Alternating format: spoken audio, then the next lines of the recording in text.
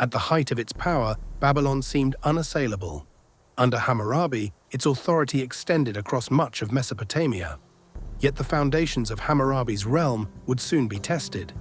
In his final years, Hammurabi was weakened by illness, and many of the responsibilities of rule fell to his son, Samsu Iluna. When the great king died, Samsu Iluna was already acting in his father's stead and ascended the throne without opposition. He inherited the largest kingdom in the world at the time, but also the immense challenge of preserving it. Samsu Iluna's illusion of total control lasted barely 7 years. By the 8th year of his reign, the foundations of Babylon began to crack as a wave of fiercely independent rebellions erupted simultaneously.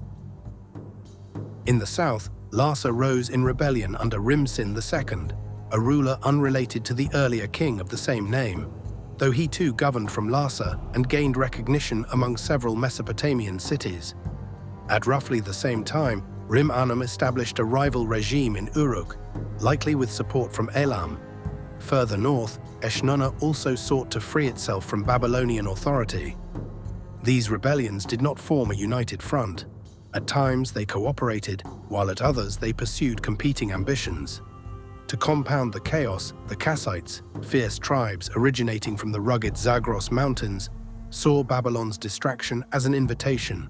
Launching devastating raids into the heartland, they struck much like the Gutians of centuries past. Samsu Iluna responded swiftly. Marching eastward, he drove the raiders back into the mountains before turning his attention to the rebellious provinces. Fortunately for Babylon, its enemies were divided.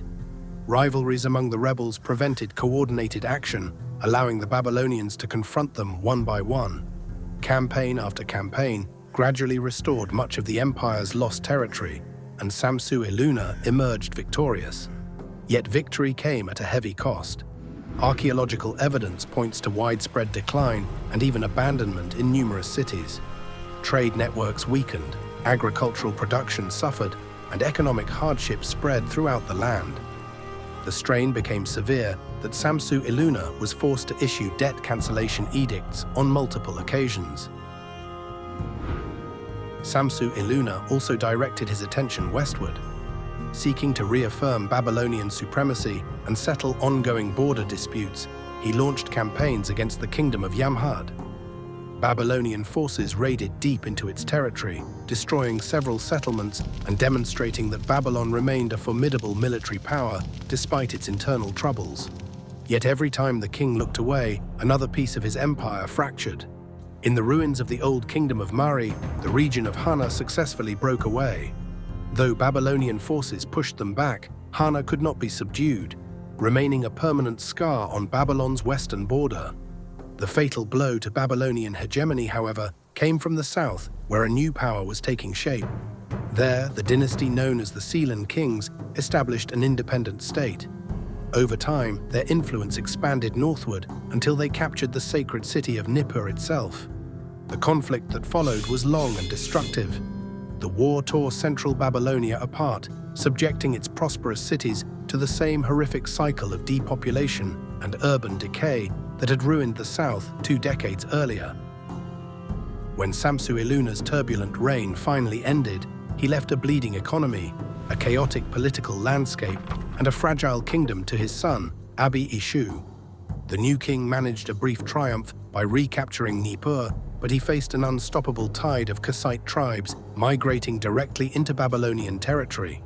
Consumed by rage and desperation, Abi-Eshuh engineered an audacious, desperate strategy to crush the Sealand nation once and for all. He ordered his engineers to build a massive dam across the Tigris River, attempting to choke off the water supply to the southern marshes and starve his rivals into submission.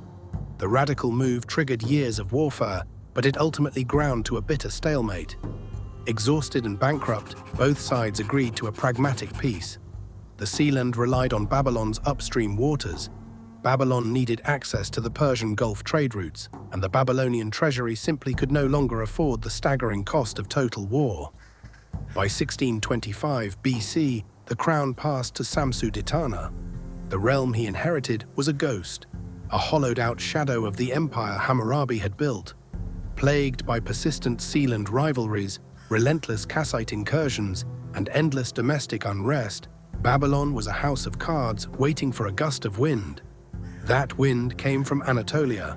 A terrifying new power had risen in the north: the Hittites. Under the ambitious leadership of King Mursili I, a massive Hittite army marched down the Euphrates. Their objective was calculated: to permanently eliminate Babylon, a state that still wielded lingering geopolitical influence in Syria, a region the Hittites coveted. There is strong evidence that Babylon's bitter rivals, the Sealand Dynasty and Elam, actively aided the northern invaders. The collision was absolute. The Hittites sacked Babylon, plundering its riches and bringing a catastrophic sudden end to the illustrious dynasty of Hammurabi. The royal house that had once dictated terms to the entire Near East vanished into the ashes of history. In the power vacuum that followed, rule over Babylon passed to the Kassites, the very mountain raiders who had spent generations chipping away at its borders. The age of Hammurabi was over. The political chessboard was entirely rewritten, and the ancient world shifted toward a volatile new dawn.